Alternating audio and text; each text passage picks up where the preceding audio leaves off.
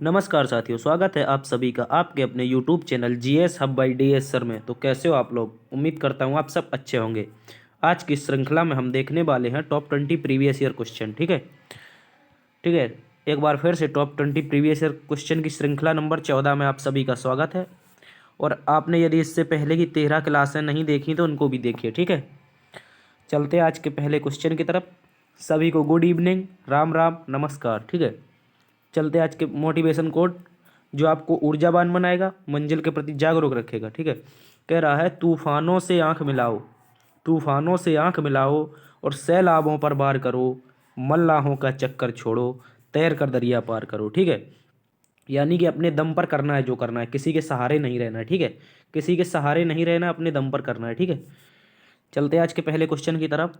कह रहा है भारत के किस हिस्से में सर्वाधिक दैनिक तापांतर होता है? ठीक है, तो छाप के बताओ जल्दी से, भारत के किस हिस्से में सर्वाधिक दैनिक तापांतर होता है? ठीक है, देखो वह स्थान जहाँ पर दिन में बहुत ज़्यादा गर्मी और रात में बहुत ज़्यादा ठंड पड़ती है। ठीक है, वह स्थान पूछ रहा है आपसे। यही हो गया दैनिक तापांतर, सबसे ज़्यादा दिन में हो गया, सबसे कम रात में हो गया। ठीक है, तो इसका दैनिक तापांतर पूछा है, तो आप इसका आंसर लगाओगे राजस्थान का मरुस्थलीय भाग। क्योंकि आपको पहली क्लास में बताया था मरुस्थल का जो भाग होता है राजस्थान के, जो किसी भी मरुस्थल का देख लीजिए, वह दिन में बहुत गर्म रहता है। कब? दिन में बहुत गर्म रहता है। ठीक है, दिन में ये बहुत गर्म रहता है। ठीक है, इसको याद रखना। और रात में बहुत ठंडा हो जाता है। कैसा? रात में बहुत ठंडा हो जाता है। ठीक है, रात में बहुत ठंडा हो जाता है, इसको भी याद रखना। तो इसका आंसर क्या हो जाएगा? इसका आंसर हो जाएगा आपका राजस्थान का मरुस्थलीय भाग। ठीक है, ऑप्शन नंबर सी। और यदि पूछे आपसे अंडमान निकोबार, ठीक है, तो आपको बताना है छोटा अंडमान, छोटा अंडमान और कार निकोबार। ठीक है, कार निकोबार, इनके बीच में क्या पाया जाता है? इनके बीच में है आपका क्या? 10 डिग्री चैनल। ठीक है, 10 डिग्री चैनल कहाँ पर है? छोटा अंडमान और कार निकोबार। ठीक है, इसको याद रखना आपको। और यदि पूछे साउथ बटन नेशनल पार्क, यानी कि साउथ बटन नेशनल पार्क, ठीक है, साउथ बटन नेशनल पार्क कहाँ है? तो वो भी आपको बताना है अंडमान निकोबार में। ठीक है, ये भारत का सबसे छोटा है। कैसा है? सबसे सबसे छोटा। ठीक है, सबसे छोटा नेशनल पार्क है, छोटा, इसको याद रखना। ठीक है, अगर पूछे सबसे बड़ा कौन है, तो आपको बताना है सबसे बड़ा है आपका हेमिस। क्या है? हेमिस। ठीक है, हेमिस नेशनल पार्क है। ये कहाँ पर है? ये लद्दाख में। ठीक है, इसको याद रखना। तो इसका आंसर क्या हो गया हमारा? इसका आंसर हो गया राजस्थान। ठीक है, ऑप्शन नंबर सी। चलते अगले क्वेश्चन की तरफ। कह रहा है मानसूनी प्रस्फोट से क्या तात्पर्य है? देखो, ऑप्शन है वर्षा की कृत्रिम वैज्ञानिक प्रक्रिया, आकाश में बादलों का गलत सघन रूप से आच्छादित होना, बादल मौसम जिसके लंबे समय तक वर्षा होना, आकस्मिक तड़ित झंझा के साथ केवल मूसलाधार बारिश। तो इसका आंसर क्या हो जाएगा आपका? जल्दी से छाप के बताओ। सभी को गुड इवनिंग, राम राम, नमस्ते। ठीक है, चल हम क्वेश्चनों पर ध्यान देते हैं। ठीक है, तो इसका आंसर क्या हो जाएगा? मानसून प्रस्फोट पूछा है तो क्या हो जाएगा? इसका आंसर हो जाएगा आपका तड़ित झंझा के साथ केवल मूसलाधार बारिश। ठीक है, देखो आपने देखा होगा एकदम से बिजली तड़कती है। क्या? बिजली तड़कती है। ठीक है, और बादल फट जाते हैं। क्या हो जाते हैं? बादल आपके फट जाते हैं। ठीक है, इसको याद रखना। यही कहलाता है मानसून का प्रस्फोट। ठीक है, बादलों का फटना मानसून का प्रस्फोट कहलाता है। इसमें एकदम से बिजली गिरती है और मूसलाधार बारिश होने लगती है। ठीक है, तो इसका आंसर क्या हो जाएगा? Option number D. ठीक है, यदि आपसे पूछे लंबे समय तक वर्षा का होना, यानी कि कोई मानसून लंबे समय तक बना रहे, तो इसको क्या कहते हैं? इसको कहते हैं जलवायु। ठीक है, इसको याद रखना। क्या कहते हैं? जलवायु। ठीक है, जलवायु कहते हैं। और यदि आपसे पूछे कि कृत्रिम वर्षा, क्या पूछा है?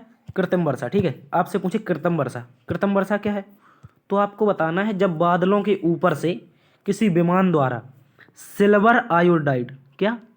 Silver iodide. ठीक है, सिल्वर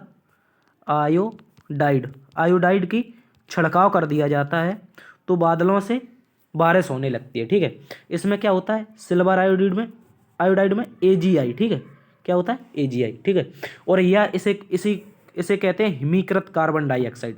कैसा, यानी कि जमी हुई कार्बन डाइऑक्साइड, ठीक है। तो इसका आंसर क्या हो गया, मानसून फ्रेश स्पॉट पूछा है आपसे, तो अकस्मात, तड़ित, झंझा के साथ मूसलाधार बारिश, ठीक है। चलते अगले क्वेश्चन की तरफ। कह रहा है जीव द्रव्य का प्रयोग सर्वप्रथम किसने किया था। आपको बताना है कि जीव द्रव्य का प्रयोग सर्वप्रथम किसने किया था, ठीक है। आपको बता दें इसकी खोज की थी किसने, इसकी खोज की थी आपकी डुजारिस ने, ठीक है। किसने, डुजारिन कौन थे, डुजारिन, ठीक है, डुजारिन ने, ठीक। कब की थी पूछे तो बताना है आपको 1835 में, ठीक, 1835 में, ठीक है। डुजारिन ने इसकी क्या की थी, खोज। और यदि पूछे शब्द किसने दिया था, तो शब्द आपको बताना है किसने दिया था, पुरकिंजे ने, ठीक है। शब्द पूछे किसने दिया था तो बताना है पुरकिंजे ने, ठीक है। क्या बताना है, पुरकिंजे ने, ठीक है। और यदि आपसे पूछ ले क्वेश्चन, आप छाप के बताओ जल्दी से कि लाइसोसोम की खोज किसने की थी। लाइसोसोम था जो आपका, इसकी खोज किसने की थी, ठीक, लाइसोसोम, ठीक है। लाइसोसोम की खोज किसने की थी, इसको बताओ जल्दी से छाप के। और एक बताओ राइबोसोम की खोज किसने की थी, राइबोसोम की, ये दोनों बताओ। राइबोसोम, इसको कहते हैं प्रोटीन की फैक्ट्री, क्या कहते हैं, प्रोटीन की फैक्ट्री, ठीक है। इसको क्या कहते हैं, प्रोटीन की फैक्ट्री, क्योंकि यहाँ पर प्रोटीन का संश्लेषण होता है राइबोसोम में, ठीक है। राइबोसोम की खोज पूछे तो आपको बताना है मिस्टर पेलेड, ठीक है। जॉर्ज पेलेड नाम था इनका पूरा। इन्होंने किसकी खोज की थी, राइबोसोम की। और ये कब की थी, 1955 में, ठीक है, 1955 में। और लाइसोसोम की यदि आपसे पूछे तो आपको बताना है डी डेबो ने, किसने, डी डोबे, ठीक है, डी डोबे ने।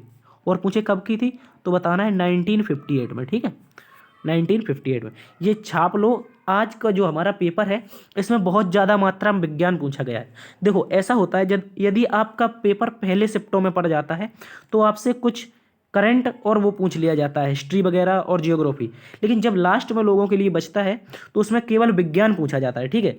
उसमें और सारे क्वेश्चन छूट जाते हैं, विज्ञान पूछा जाता है और करंट पूछा जाता है, ठीक है। आपका इसको याद रखना, विज्ञान भी दृष्टि से आपका महत्वपूर्ण है यदि आपका पेपर सत्र के आखिरी में पड़ता है, ठीक है। तो इसका आंसर छाप लो, डी डुबो ने खोज की थी लाइसोसोम की, और राइबोसोम की थी पेलेड ने, हैं। और प्रोटीनों की फैक्ट्री किसे कहते हैं, राइबोसोम को कहते हैं, ठीक है। और पूछे यदि जीवद्रव्य की खोज किसने की तो डुजारिन ने की थी। और शब्द किसने दिया था, पुरकिंजे ने, ठीक है। तो इसका आंसर क्या हो गया, जीवद्रव्य का सर्वप्रथम प्रयोग पूछा किसने किया है तो आपको बताना है पुरकिंजे ने, ठीक। क्या किसने किया है, पुरकिंजे ने, ठीक है। चलते अगले क्वेश्चन की तरफ। कह रहा है भारत में निम्नलिखित में, क्या कह रहा है, भारत में निम्नलिखित क्षेत्रों में कौन सा एक क्षेत्र बचत में सर्वाधिक है। देखो वह क्षेत्र जो बचत सर्वाधिक करवाता है, कौन सा क्षेत्र, इसका आंसर हो जाएगा आपका घरेलू क्षेत्र, ठीक है। क्या हो जाएगा, घरेलू क्षेत्र। बचत सबसे ज़्यादा कहाँ होती है, घरेलू क्षेत्र में, ठीक है। और यदि आपसे पूछे जीडीपी में, किसमें, जीडीपी में, आपके जीडीपी में सर्वाधिक किस क्षेत्र का योगदान है तो आपको बताना है सेवा क्षेत्र।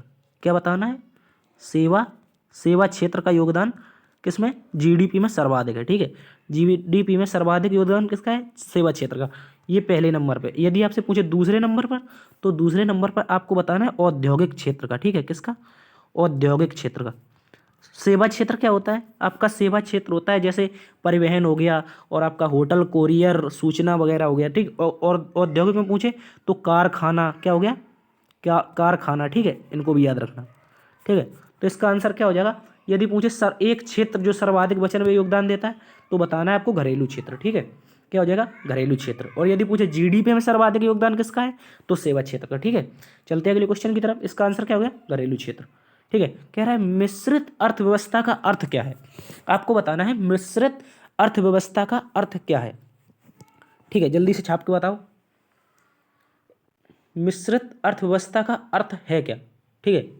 देखो वह अर्थव्यवस्था, क्या, वह अर्थव्यवस्था जिसके अंतर्गत क्या क्या होता है, एक तो निजी क्षेत्र होता है, निजी प्लस सार्वजनिक। अब ये सार्वजनिक क्या होता है तो बताना है आपको, सार्वजनिक होता है सरकारी और निजी होता है प्राइवेट, ठीक है। ये जिस अर्थव्यवस्था में दोनों क्षेत्र पाए जाते हैं, ये दोनों निजी और सार्वजनिक, तो उस अर्थव्यवस्था को कहते हैं मिश्रित अर्थव्यवस्था। देखो तो यह अर्थव्यवस्था कहाँ पर है, भारत में, ठीक है। तो इसका आंसर क्या हो जाएगा? इसका आंसर हो जाएगा आपका सार्वजनिक और निजी क्षेत्र का सह अस्तित्व। क्या होता है? मिश्रित अर्थव्यवस्था होता है, ठीक है। और यदि पूछे आपसे पूंजीवादी अर्थव्यवस्था, पूंजीवादी, जैसे जैसे यूएसए की अर्थव्यवस्था कैसी है? पेवर पूंजीवादी है, ठीक है। जैसे बिल गेट्स और आपका और वो एलोन मस्क, ये लोग नासा आसा वगैरह को चलाते हैं, ठीक है। नासा लेकिन हालांकि सरकारी कंपनी है, लेकिन इस एलोन मस्क की स्पेस एक्स नासा के बहुत सारे यानों को प्रक्षेपित करती है, ठीक है। तो यहाँ पर कैसी हो जाएगी? यूएसए में पूंजीवादी। यदि भारत में पूछे तो कुछ सरकारी कंपनियां हैं और कुछ प्राइवेट कंपनियां हैं, ठीक है। तो ये कैसी हो जाएगी भारत की अर्थव्यवस्था? सार्वजनिक और निजी क्षेत्र की सह अस्तित्व वाली अर्थव्यवस्था को क्या कहते हैं? सार्वजनिक अर्थव्यवस्था, ठीक है। चलते अगले क्वेश्चन की तरफ। कह रहा है जीव द्रव्य जीवन का भौतिक आधार है। यह कथन किसका है? किसने कहा था कि जीव द्रव्य जीवन का भौतिक आधार है? देखो किसने कहा था, जल्दी से छाप के बताओ, ठीक है। आपका आंसर हो जाएगा इसका, इसका आंसर हो जाएगा हम किसने कहा था जीवन का भौतिक आधार जीव द्रव्य, ठीक है। तो इसका आंसर हो जाएगा हेक्सले। क्या हो जाएगा? हेक्सले, ठीक है। इन्होंने कहा था कि जो आपका जीव द्रव्य है ये आपका जीवन का भौतिक आधार है, ठीक है। यदि पूछे हेनरी, तो आपको बताना है हेनरी बेकरेल। हेनरी बेकरेल ने क्या किया था? रेडियो, क्या? रेडियो धर्मिता, ठीक है। रेडियो धर्मिता की क्या की थी? खोज की थी, ठीक है।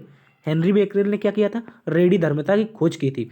देखो रेडियो धर्मिता क्या होता है? कोई धातु है जैसे, तो उसका कोई धातु है जैसे ये Fe है। अब इसका पता लगाना है आपको ये धातु रेडियो एक्टिव है या नहीं, तो उस किससे चेक करेंगे? तो रेडियो धर्मिता से, ठीक है। ठीक है, किससे चेक करेंगे? रेडियो धर्मिता। यही धातु का वह गुण जिससे पता चलता है कि वह रेडियो एक्टिव है कि नहीं, क्या कहलाता है? रेडियो धर्मिता, ठीक है। इसकी खोज की थी हेनरी बेकरेल ने, ठीक है। और पूछे इसका आंसर क्या होगा? जीव द्रव्य जीवन का भौतिक आधार है, किसने कहा था? तो इसका आंसर हो जाएगा आपका हेक्सले, ठीक है। अभी जीव द्रव्य के बारे में डिस्कस किया है, चल ठीक है। चलते अगले क्वेश्चन की तरफ। अगला क्वेश्चन कह रहा है हमारा कि भारत अर्थव्यवस्था के उदारीकरण के अग्रदूत किसे कहा जाता है? देखो भारतीय अर्थव्यवस्था का उदारीकरण का अग्रदूत किसे कहा जाता है, ये पूछा है आपसे। देखो आपको बता दिया जाए, यह घटना 1991, कब? 1991 में, जब हाल ही में किसकी सरकार बनी थी? पीवी नरसिम्हा राव की, ठीक है। नरसिम्हा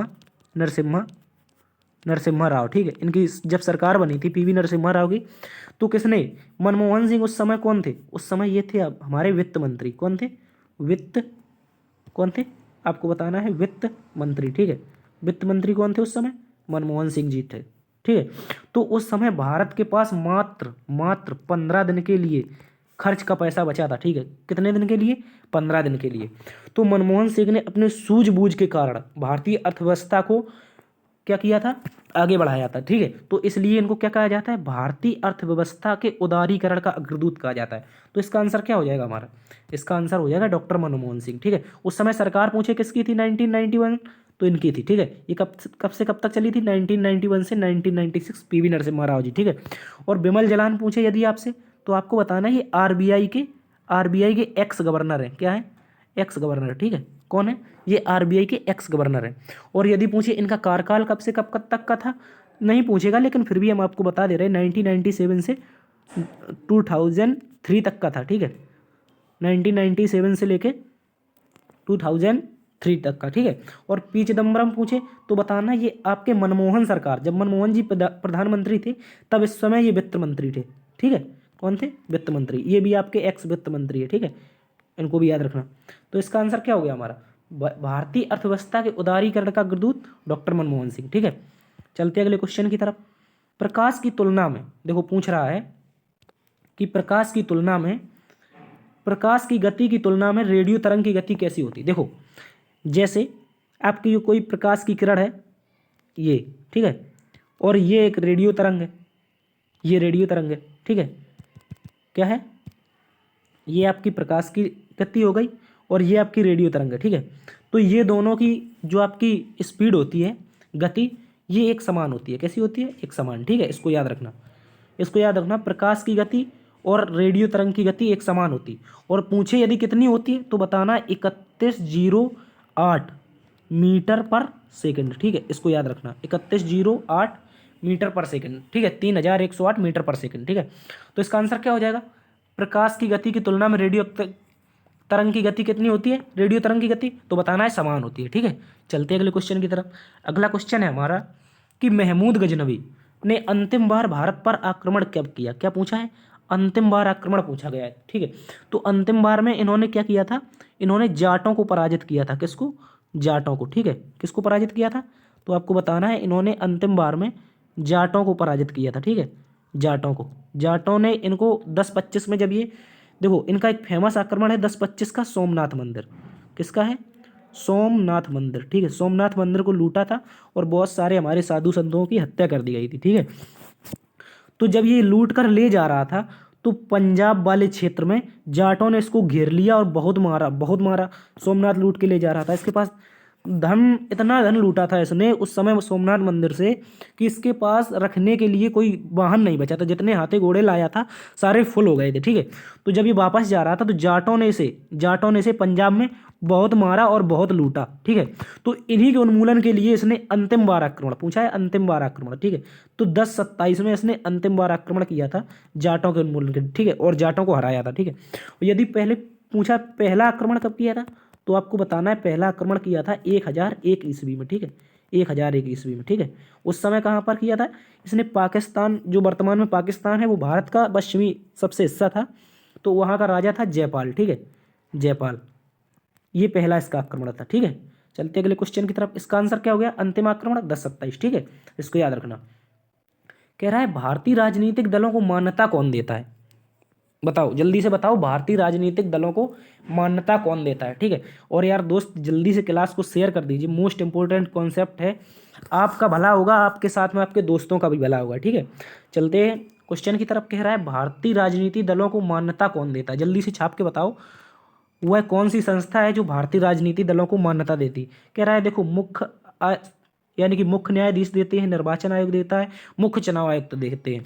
देखो आपको बता दें, इसका आंसर हो जाएगा आपका निर्वाचन आयोग। क्या हो जाएगा, निर्वाचन आयोग। ठीक है, इसको याद रखना। और निर्वाचन आयोग के अंदर ही एक मुख्य चुनाव आयुक्त होते हैं, जो वर्तमान में पूछे यदि नाव कौन है, तो आपको बताना है ये है अभी आपके राजीव कुमार। कौन है, राजीव, राजीव कौन है, राजीव, राजीव कुमार। ठीक है, इनको याद रखना। राजीव कुमार वर्तमान में कौन है, मुख्य चुनाव आयुक्त है। ठीक है, मुख्य चुनाव आयुक्त कौन है, राजीव कुमार। ठीक है, यदि पूछे चीफ जस्टिस ऑफ इंडिया वर्तमान में कौन है, तो आपको बताना है DY चंद्रचूड़। ठीक है, चंद्रचूड़, इनको भी याद रख लेना। ये करंट के क्वेश्चन है, ये आपके 50वें नंबर के, कितने नंबर के हैं, ये आपके 50वें नंबर के हैं। ठीक है, इनको भी याद रखना। यदि पूछे निर्वाचन आयोग की स्थापना कब हुई थी, आपसे पूछे कि निर्वाचन आयोग की स्थापना, तो आपको बताना है 25 जनवरी कब हुई थी, आपको बताना है 25 जनवरी 1950 में। ठीक है, तभी से 25 जनवरी को क्या मनाते हैं, राष्ट्रीय मतदाता दिवस। क्या मनाते हैं, मतदाता दिवस। ठीक है, इसको भी छाप लो। ठीक है, 25 जनवरी को राष्ट्रीय मतदाता दिवस मनाते हैं। ठीक है, तो इसका आंसर क्या हो गया, राष्ट्रीय राजनीतिक दलों को मान्यता कौन देता है, निर्वाचन आयोग। यदि पूछे कितने हैं वर्तमान में, 8 है। ठीक है, देखो वर्तमान में 8 है, अभी चुनाव आयोग ने आम आदमी पार्टी को मान्यता नहीं दी है। ठीक है, क्योंकि आम आदमी पार्टी ने चुनाव में सीटें तो जीत ली हैं गुजरात में, तो उसको मान्यता मिलेगी, लेकिन अभी नहीं दी गई है। ठीक है, तो पूछे अभी कितनी है, तो 8 है। यदि पूछे अभी एग्जाम में पूछे अगले GD वाले में, तो बताना है आपको 8। और यदि लेटेस्ट पूछे तो आपको बताना है नेशनल पीपुल्स और पार्टी। ठीक है, इसका चुनाव चिन्ह पूछे तो बताना है बुक। ठीक है, क्या है, बुक। ठीक है, ये 2013 में बनी थी। ठीक है, ठीक है, इसको भी याद रखना। इसकी स्थापना की थी PN संगमा ने। ठीक है, इसको याद रखना। ठीक है, चलते अगले क्वेश्चन की तरफ। कह रहा है हमारा अगला क्वेश्चन है कि विश्व में रेशम का प्रचलन सर्वप्रथम किस देश में हुआ। विश्व में जो रेशम है आपका, इसका प्रचलन किस देश में हुआ। ठीक है, जल्दी से बताओ छाप के। इसका प्रचलन हुआ था आपका, कहाँ पे हुआ था, कहाँ पे हुआ था, आपको बताना है चीन में। ठीक है, कहाँ पर हुआ था इसका प्रचलन, चीन में। ठीक है, इसको छाप के रखना। ठीक है, और यदि पूछे रेशम से आपको क्वेश्चन आया है, तो आपको बताना है कि रेशम के खेती को क्या कहते हैं, जल्दी से बताओ। रेशम की खेती को क्या कहते हैं, जल्दी से बताओ छाप के, बहुत जल्दी छाप के बताना है आपको कि रेशम का खेती क्या कहलाता है। ठीक है, जल्दी से छाप के बताओ क्या कहलाता है, जल्दी से छापो। आंसर नहीं आया अभी तक आपके, रेशम की खेती या रेशम का अध्ययन क्या कहलाता है? देखो इसका ये कहलाता है सेरीकल्चर, ठीक है। क्या कहलाता है? सेरीकल्चर, ठीक है। इसको याद रखना, क्या कहलाता है? सेरीकल्चर, ठीक है। और यदि पूछे किससे की जाती है, तो रेशम के कीट का पालन किया जाता है। और पेड़ का क्या होता है? शहतूत का। किसका? शहतूत के पेड़ पर, ठीक है। इसको याद रखना, शहतूत के पेड़ पर रेशम के कीटों की खेती की जाती है जिससे रेशम प्राप्त होता है, ठीक है। और उसे कहते हैं सेरीकल्चर, ठीक है। यदि पूछे भारत और चीन के मार्ग, प्राचीन मार्ग में कौन सा मार्ग था जो रेशम के व्यापार के लिए प्रसिद्ध था, तो आपको बताना है सिक्किम में दर्रा है। इसको छाप के बताओ कौन सा है, जल्दी से बताओ छाप के। वह कौन सा दर्रा है जो प्राचीन में रेशम के मार्ग के लिए प्रसिद्ध था, ठीक है। जल्दी से छाप के बताओ इसको, जल्दी से बताओ छाप के यार, कौन सा दर्रा है?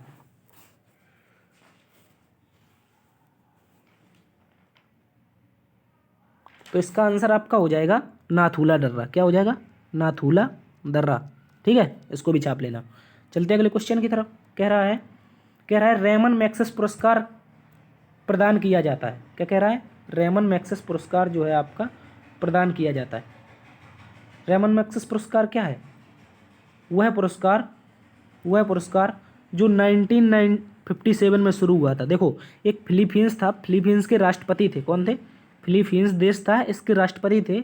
इनकी विमान दुर्घटना में हो गई थी मौत, ठीक है। तो फिलीपींस ने इसको याद रखने के लिए इनको क्या किया था इनके नाम पर, मिस्टर रेमन मैग्सेस के नाम पर एक पुरस्कार शुरू किया था, जिसे जिसे रेमन मैग्सेस अवार्ड कहते हैं।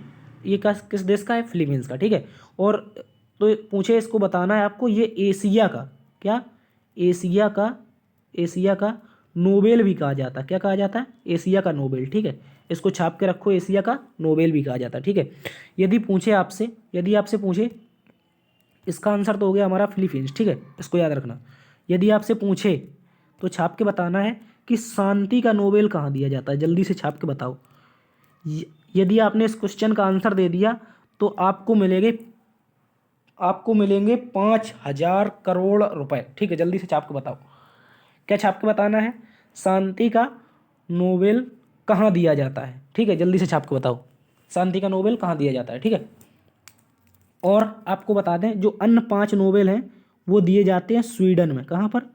स्वीडन में, ठीक है। स्वीडन की राजधानी स्टॉकहोम में, ठीक है। स्टॉकहोम में। जो शांति का है ये कहाँ दिया जाता है, इसको छाप के बताओ, ठीक है।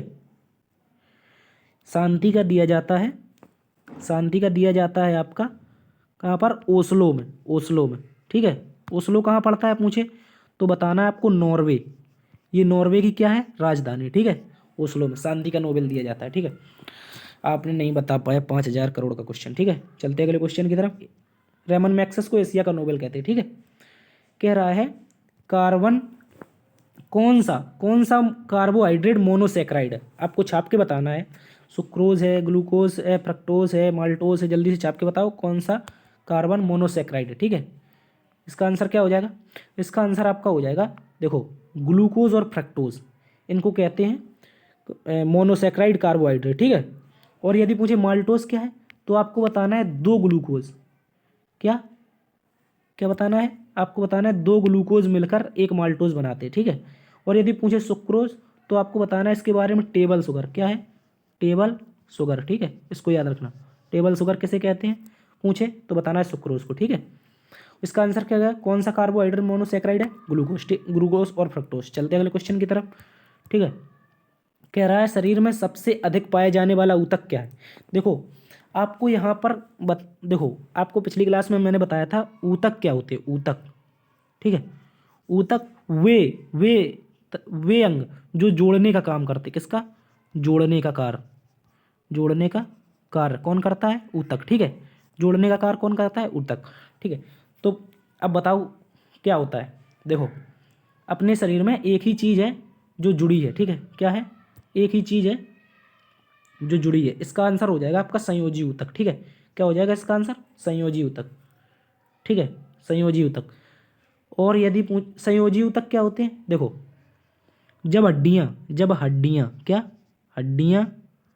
हड्डियाँ जो एक दूसरे से जब जुड़ती हैं, जैसे ये आपकी एक बोन हो गई, बोन ही कहते हैं, बोन, ठीक है। एक ये बोन है और यदि आपकी एक ये बोन है, ठीक है, क्या है, एक ये बोन है, इनके बीच में जो ऊतक, ये जोड़ जोड़ का पॉइंट होगा, इसको कहते हैं संयोजी ऊतक, ठीक है, क्या कहते हैं, संयोजी ऊतक, ठीक है। तो इसका आंसर क्या हो जाएगा, संयोजी ऊतक। सबसे अधिक पाए जाने वाला शरीर में ऊतक, क्योंकि हड्डियों की संख्या सबसे ज़्यादा होती है तो संयोजी ऊतक भी सबसे ज़्यादा होंगे, ठीक है। चलते अगले क्वेश्चन की तरफ। कह रहा है किस बैंक द्वारा किसानों को दीर्घकाल के लिए लोन दिया जाता है। देखो यहाँ पर आयोग ने आपका आंसर माना है भूमि विकास बैंक, लेकिन आपको आंसर लगाना है नाबार्ड, ठीक है, नाबार्ड। पता नहीं भूमि विकास बैंक कैसे मान लिया, ये क्वेश्चन गलत होगा शायद, पिछली बार ये क्वेश्चन शायद गलत होगा, लेकिन इसका आंसर उन्होंने यही माना था, ठीक है। लेकिन आपको आंसर लगाना है नाबार्ड। जब दीर्घकाल के लिए लोन की बात आए तो आपको बताना है नाबार्ड, ठीक है, क्या बताना है, नाबार्ड, ठीक है। तो इसका आंसर क्या होगा, नाबार्ड। नाबार्ड की स्थापना पूछे तो बताना है शिवरमन समिति, क्या है, शिवरमन शिवरमन समिति की सिफारिश पर 12 जुलाई, कब, 12 जुलाई 1982 में हुई थी, ठीक है, नाबार्ड की स्थापना, ठीक है। नाबार्ड की स्थापना शिवरमन समिति की सिफारिश पर 12 जुलाई 1982 में हुई थी। यदि पूछे इसका हेडक्वार्टर कहाँ है तो आपको बताना है मुंबई, ठीक है, कहाँ पर है, मुंबई, ठीक है, इसका हेडक्वार्टर कहाँ है, मुंबई में, ठीक है। चलते अगले क्वेश्चन की तरफ। इसका आंसर क्या हो गया हमारा, नाबार्ड, ठीक है। चलते अगले क्वेश्चन की तरफ। विश्व बैंक में उदार खिड़की किसे कहा जाता है। देखो जो गरीब देशों को, जैसे कोई गरीब देश हैं, गरीब गरीब देशों को लोन देने के लिए एक संस्था है विश्व बैंक की, उसे उसका नाम है अंतर्राष्ट्रीय विकास एजेंसी, क्या है, अंतर्राष्ट्रीय विकास एजेंसी। जैसे पाकिस्तान है, पाकिस्तान है, इसको विकास के नाम पर सहायता दी जाएगी तो उसको क्या कहेंगे, विश्व बैंक की उदार खिड़की। जो इसको कौन देगी, अंतर्राष्ट्रीय विकास एजेंसी, ठीक है। इसका आंसर क्या होगा, देखो यदि पूछे अब बैंक से क्वेश्चन आया तो आपको बताना है विश्व बैंक और आईएमएफ यानी कि इंटरनेशनल मॉनेटरी फंड, ठीक है, इनकी स्थापना कब हुई थी। इनकी स्थापना हुई थी 1944 में, ठीक है, 1944 में ब्रेटन वुड्स सम्मेलन में, ठीक है। लेकिन आपसे पूछेगा जरूर कि आईएमएफ ने कार्य करना कब प्रारंभ किया, तो आपको बताना है 9 मई 1945 से, ठीक है, कब से, 9 मई 1945, ठीक है, मई 1945 लिख लो इसको। कब से करना प्रारंभ किया, तो मई 1945, ठीक है, मई 1945 से कार्य करना प्रारंभ किया था। लेकिन यदि पूछे विश्व बैंक ने कार्य करना कब प्रारंभ कर दिया था, तो इसने 1944 में ही कर दिया था, ठीक है। तो इसका आंसर क्या हो जाएगा हमारा, इसका आंसर आपका हो जाएगा अंतर्राष्ट्रीय विकास परिषद, ठीक है, इसको याद रखना आप, ठीक है। चलते अगले क्वेश्चन की तरफ। कह रहा है आर्य समाज किसके विरुद्ध था, ईश्वर के अस्तित्व के विरुद्ध, हिंदुत्व के विरुद्ध, धार्मिक अनुष्ठान, मूर्ति पूजा, इस्लाम के विरुद्ध। तो पूछेगा आप तो आपको इसको बताना है, ये था धार्मिक अनुष्ठान और मूर्ति पूजा। देखो ये कहता था आर्य समाज, जिसकी स्थापना हुई थी आपकी 1875 में, ठीक है, कब हुई थी, 1875 में स्वामी दयानंद सरस्वती ने की थी, ठीक है।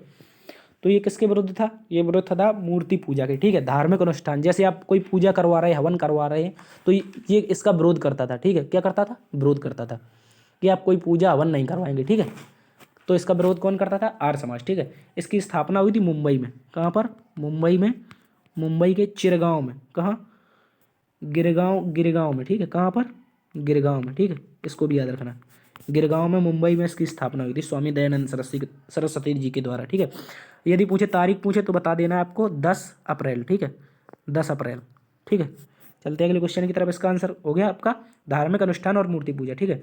कह रहा है अहमदिया आंदोलन कहाँ चला था, अहमदिया आंदोलन। देखो यह घटना है, ये आपका चला था कहाँ पर, पंजाब में, ठीक है, कहाँ पर, पंजाब में। कहाँ पर चला था, पंजाब में, ठीक है।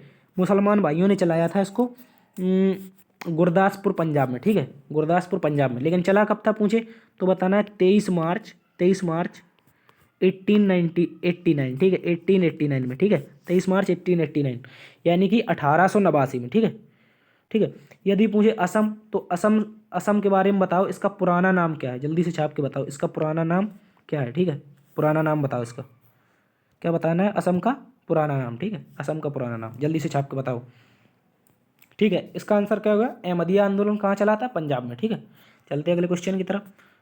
देखो इसमें लिखा है कदिया नगर गुरदासपुर पंजाब में, ठीक है, कह रहा है प्रत्यावर्ती धारा को दिष्ट धारा किसके द्वारा बदलती है। देखो प्रत्यावर्ती धारा को दिष्ट धारा में किसके द्वारा, यानी कि पूछ रहा है एसी करंट को आप डीसी में किससे बदलते हैं, ये पूछ रहा है आपसे, इसको बताना है आपको। एक एसी करंट को डीसी में कैसे बदलते हैं, ठीक है। जल्दी से छाप के बताओ।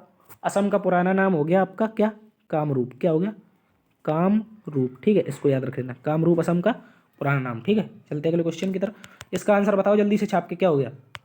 इसका आंसर हो जाएगा रेक्टिफायर। क्या हो जाएगा, रेक्टिफायर, ठीक है, इसको याद रख लेना आप। रेक्टिफायर एसी को डीसी में बदलता है। यदि पूछे ट्रांसफार्मर तो बताना है 11,000 वोल्ट, 11,000 वोल्ट से क्या करता है 440 वोल्ट, लग गया 440 वोल्ट वाला झटका, ठीक है। ये यानी कि जो आपका उच्च स्तर का करंट है उसको निम्न स्तर पर लाता है, ठीक है।